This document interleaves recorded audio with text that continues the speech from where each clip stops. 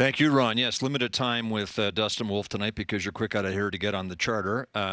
You are the biggest reason the Flames are in the playoff hunt. And by the time Ryan and I are done with you in the short time we have with you tonight, you will have the Calder trophy by acclamation. But but first, Ryan, to the big news of the last 48 hours. Yeah, Dustin, I just wanted to get your reaction, maybe on behalf of Inside That Locker Room, bringing in two new faces the way you did in Farabee and Frost. And I know it was an emotional night and a lot of moving parts when everything was going down, but just your overall reaction on bringing in two new pieces to your room and to your roster. Yeah, I mean, we added two really skilled players that, I'm familiar with Joel. I played a little bit with him in World Juniors, and, you hate to see, trades are they're tough, right? You lose best friends, you lose people that you care about, and, new faces come into your room. So, it's tough at first. You lose, Kuzi, who came into our room last year, where, he came in, did a great job, and, I would have loved to see him shoot maybe a few more pucks, but and then you lose Peltz. Peltz is, the face of the room in there, and probably one of the most energetic, happy guys I've ever seen, and so it's certainly tough to lose him, but I know they're going to do excellent things out in Philly, and I wish them all the best, and obviously happy to have some two new faces in here to hopefully bring us some offense. So Dustin, Frost and Farabee will obviously help the Flames in their pursuit of a playoff spot. You can take some credit for the deal, because if you hadn't been playing as well as you have been to keep the Flames in the playoff conversation, who knows if Craig Conroy would have even made the deal. So not only are you a Calder Trophy favorite, but you're now running the team. So what's your next move? Just heaping it on you, eh? I'm just trying to stop pucks, and I didn't do enough of that tonight. So, but here's a question I would ask you to answer. True or false? You wanted to be a goaltender your whole life, except when you were 9 and you wanted to be a Dolphin trainer. It's true. You know what? I mean, you went to the rink, started to learn how to skate, and it kind of just takes off from there. I watched the Sharks a bunch growing up, and it's transitioned into a lifelong dream, and I'm just happy to be here. What about the Dolphin trainer, though? You know what? That I can blame my mother for that. That's unkind of her to spread those news, but okay. No. I love animals, and anything animal related, I'm a big fan of.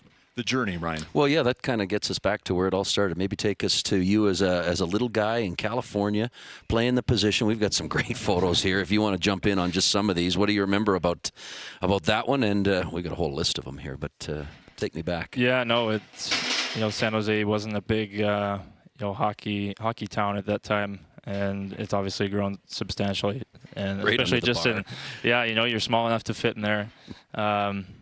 Glad I'm not that small anymore, but right.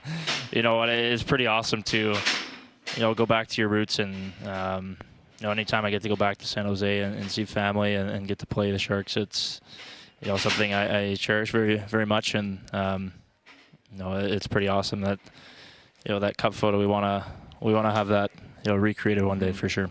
Well said. And just as Scott mentions, the journey right into Everett. I don't know if you would consider the journey traditional or not, but you obviously had to overcome some obstacles to get to where you are today. Sure. I mean, everybody does. I mean, whether it's injuries or it's, people critiquing you. And, my whole life I haven't been 6'4", and you know what, it's never, I've never cared about it, but I mean, outside voices seem to, but right now I'm just trying to help my team win as many hockey games as possible, and I'm certainly not letting height be a factor in that. How much do you love proving people wrong, though? It's something that you always want to do. I mean, you look back at the draft, I was almost undrafted, went 4th last, and I'm very glad the Flames took a chance on me, and very pleased to be sitting in this seat, and I want to keep proving people wrong that I deserve to keep playing here, and know that other teams missed out. We're going to get to the draft in a second, but first, here's a picture that I'm intrigued by. This is you on the right, and Jack Hughes on the left. This is when you guys are both all-stars at a tournament in Vancouver, I think 2014. Nelson Emerson, the Kings Director of Player Personnel, recalls the Junior Kings going to play the stacked team, say, in Vancouver, and they would often win. When you would face 40 shots, they'd win 2-1. What do you remember about the Junior Kings and how important they were to your development? No, if it wasn't for them, I don't think I'm sitting here today. And I was very grateful that my family was able to relocate to LA when I was 9 or 10. I don't even know at this point. And our coaching staff was excellent. You got my now agent on the right there. Pat Brisson, Rob Blake, Nelson Emerson. So that's a pretty good coaching staff. And we went to so many great tournaments around the United States and Canada. And that's how you kind of get your name out there. You're trying to play well in front of people that are watching you. And obviously, I don't think I'm here if I wasn't for them. So I'm thankful. All right, now to the draft, which was almost a travesty for you, Ryan. 2019, yeah, you touched on it, but take us back to what they say the waiting is the hardest part. How difficult was draft day for you? And maybe once you heard your name, what was the emotion? Yeah, I mean, wasn't supposed to be a high pick by any means. Thought somewhere in the mid rounds, and time keeps ticking by, picks keep getting happening, and were you sweating? Certainly, I was sweating my butt off out there, and had some family and friends, and they just kept telling me to be patient. And crazy enough, Ron Sutter, who I played with his son Riley in Everett, he was with the Flames back at that point, and I remember him coming over to me. It was probably the 5th round or something, and just said, "Hang in there." Little did I know that Calgary was going to pick me, in the 7th round, and obviously very, very grateful that they took a chance, and it's pretty cool to be sitting here now. You waited 2 days for your name to be called, and the Flames didn't even know that you and your family were still in the building when they called your name with the 4th last pick. You were the last goaltender taken in that draft, 21 taken before you, and not one of them had as good a save percentage as you did in your draft year. You were .936, I think, with Everett. Almost overlooked because of that, you've referred to it, that misguided notion that you weren't tall enough to be a goaltender in the NHL. Did being taken so late and almost overlooked just underline for you how tired you were of that he's too short refrain? Yeah, I mean, I think it just puts a little extra chip on your shoulder, right? 30 other clubs, passed on you, and at the end of the day, you want to help your team win hockey games. It doesn't matter if you're, 6'5" or 6 foot. If you keep the puck out of the net, you're probably gonna have a job for a little bit longer. And like I said, I'm very grateful to be here. I love Calgary, and certainly want to stay here. You have been the best goaltender in whatever league you played in each of the last 4 years, and that has never been done before. You were the goaltender of the year for 2 years in the Western League, and then for 2 consecutive years in the American League, including MVP last year. So Matt asked this question.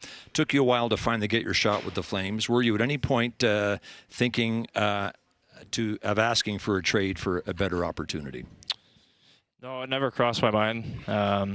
I wanted to pay my dues. At the same time, you want to get an opportunity to play, and I think I was able to play a few last year at the end of the year and kind of get my feet under me, and obviously the trade in the summer kind of opened the door for myself, and I wanted to come into this season and come into camp that I deserved to get an opportunity and to play, and there's always going to be bumps in the road, but keep going, and I certainly wasn't looking for anything like that. All right, and now what you've brought to the Flames with your athletic goaltending, right? Yeah, it seems anybody who watches you says, boy, initially it was, is he going to be able to fight his way through traffic and see everything? But the one thing that seemed to follow up right away, Dustin, was his anticipation, his athleticism, the way he reads it.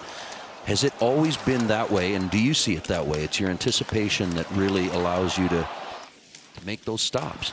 Sure. I mean, it comes down to a lot of factors, right? You want to be as patient as you can. You want to try to read kind of what the guy's going to do with his stick blade positioning. And at the end of the day, sometimes you just got to find ways to make saves. And guys are so good at getting to the net and taking away your eyes. And it's certainly been an adjustment period, but certainly think I've found some success through it. And it's never going to end. So I want to keep getting better at that. And there's a lot of areas of my game that will always need improvement. So, a couple of things that we want to ask about that are very particular to you, and one occurs in warm-up, Ryan. Oh, yeah, we got to talk about the leap, the jump. I don't know if it has a name where you call for it, but when did this start? What's the story behind it, and what does it do for you?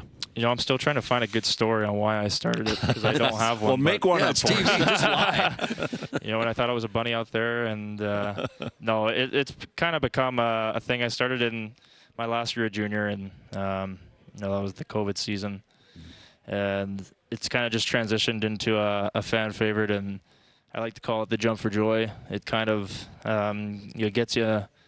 Like as soon as you jump, that's the start of the period or whatever. So, kind of enjoy everything else, and then when the jump happens, dial it in. And I haven't fallen over yet, so that's good. I was going to say, it's working. All right, and then your mask. You've got Post Malone on it. What's the reason for He's that? a fan too. Scott's is there a any fan. kind of relationship with him? No, not yet. At least I would love to meet him. And you ever seen him live? I haven't. Crazy enough, my girlfriend bought me tickets to see him this summer in Chicago, and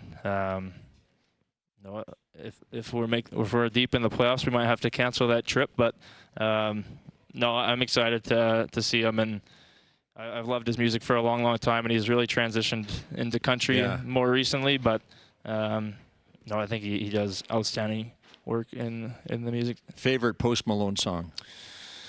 Oh, there's a lot of them. Ryan doesn't know a single one of them, by the way. I think Hollywood Bleeding's a really good one. Stay. Circles. Circle. Yeah. Oh, well, you name it. There's not really a bad one out there. So. Okay, we gotta go, but I'm gonna jam this in. Can you ask Dustin where he gets his 22 waist jeans? You don't have to answer. Thanks for joining us tonight, Dustin. No, really thank you. appreciate your time. Appreciate it. Dustin Wolf, big part of the Calgary Flames' future, was our guest.